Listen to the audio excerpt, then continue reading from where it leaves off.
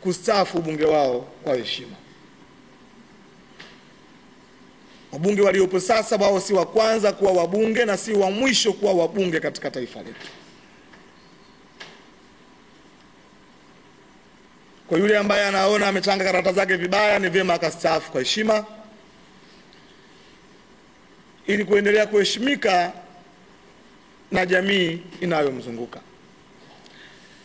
Lakini nimefadhaishwa mno, wako baadhi ya wabunge wanaita watu pia majumbani kwao, wanasema kwa siri ni heri ya rais aliyekufa Daktari John Joseph Pombe Magufuli kuliko Daktari Samia Suluhu Hassan. Nao nawaona kupitia hili wanatoka hadharani kutafuta benefit ya kisiasa. Tunawaambia nyote mliosema kwa siri ama mliotoka hadharani kuzungumza uchonganishi dhidi ya rais wa Jamhuri ya Muungano wa Tanzania na wananchi anaowaongoza, vijana wa Chama cha Mapinduzi hawatakuwa tayari kuwaunga mkono katika uchaguzi ulio mbele yetu.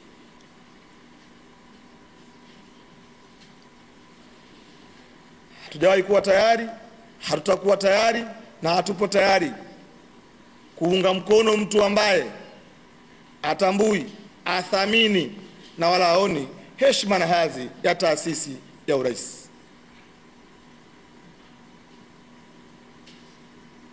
Kwa hiyo tunasema na tunakumbusha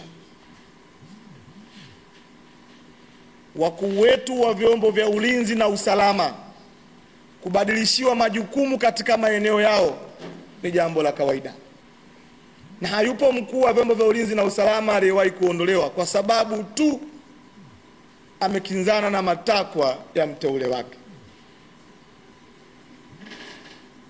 Wako wanaondoka kwa umri kustaafu, wako wanaondoka kwa kubadilishiwa majukumu ya kazi walizopewa. Kumbadilishia mtu majukumu ya kazi aliyopewa,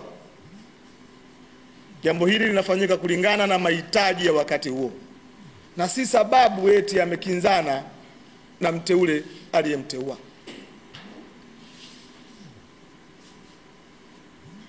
Wakuu wetu wa vyombo vya ulinzi na usalama pamoja na rais wetu, wabunge wetu na wengine wote wameapa kuilinda katiba ya Jamhuri ya Muungano wa Tanzania.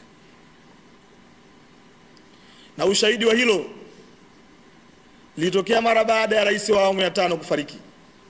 Uthibitisho wa kwamba vyombo vya dola ndani ya taifa hili ni watu waadilifu ni pale tu mara baada ya rais wa awamu ya 4 kufariki waliilinda nchi yetu mpaka pale alipoapishwa rais wa awamu ya 6, na walikiri hadharani watamtii, watamlinda kwa kila namna ndani ya taifa letu. Alichokifanya mkuu wa majeshi wakati ule ni ishara tosha ya kwamba watu wetu wanaoongoza vyombo vyetu vya ulinzi na usalama wameapa kuilinda katiba ya nchi yetu na ni wazalendo wa taifa letu.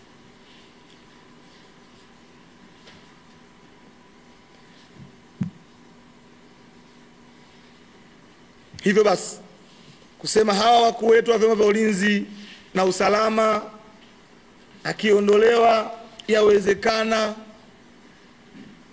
ni amepishana na aliyomteua, si kweli na haijawahi kutokea.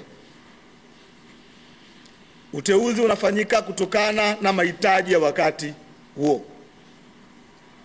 Kubadilishiwa majukumu kwa yoyote ndani ya serikali, si tu wakuu wa vyombo vya ulinzi na usalama, inategemea na mahitaji ya wakati huo.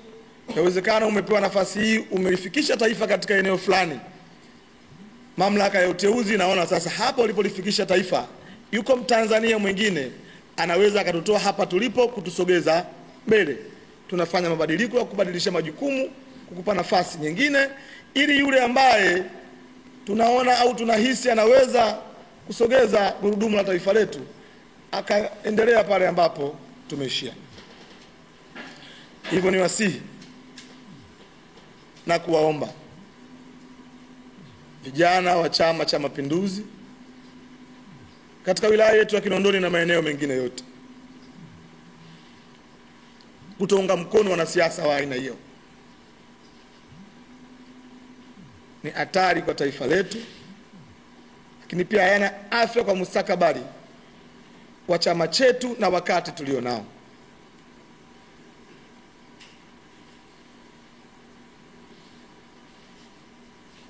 Hao wanaosema kwamba Tanzania hivi sasa amani inatoweka, Tanzania hivi sasa watu kutoka mataifa mbalimbali hawawezi kuja. Ndugu zangu, ziko nchi duniani zinaongozwa kifalme. Akitoka kuongoza huyu, akifariki anakuja mwingine katika ukoo huo huo mmoja.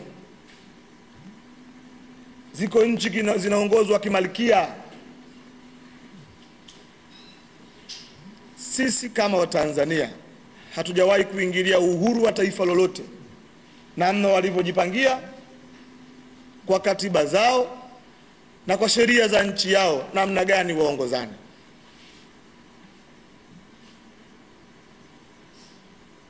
Kama Askofu Gwajima anahisi sheria iliyopo inahitaji kubadilishwa, anayo nafasi ya kuomba bungeni kupitia kamati mbalimbali za bunge zilizoundwa, lakini kupitia bunge lenyewe na kupitia caucus ya wabunge wa CCM, na hatimaye ukapatikana mswada ambao yeye anaona ni bora, lakini apitie njia sahihi zinazohitajika. Narudia, tunakiomba Chama cha Mapinduzi kifanye maamuzi zidi ya mneki huyu na mbunge huyu wa jimbo la Kawe. Kuendelea kuwa mbunge wa chama chetu huko amemtukanisha na kumfitinisha rais wetu na wananchi wake, kwetu si sawa sawa. Haturidhiki, hatufurahishwi kuendelea kumuona akiendelea kuwa mneki wa chama chetu. Hatufurahishwi kuendelea kumuona kuwa mbunge wa chama chetu, hasa akiwakilisha wilaya yetu. Chama chetu tunawaomba sana, chukueni hatua. Fanyeni maamuzi yatakayoleta heshima na hadhi ya rais wetu. Na tunawaomba tena kwenye mchakato huu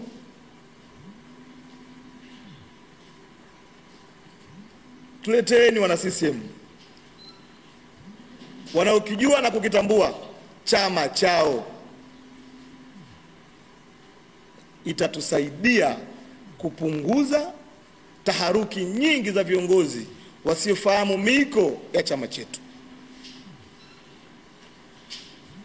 Ndugu waandishi wa habari, yangu yalikuwa ni hayo, na asanteni kwa kunisikiliza.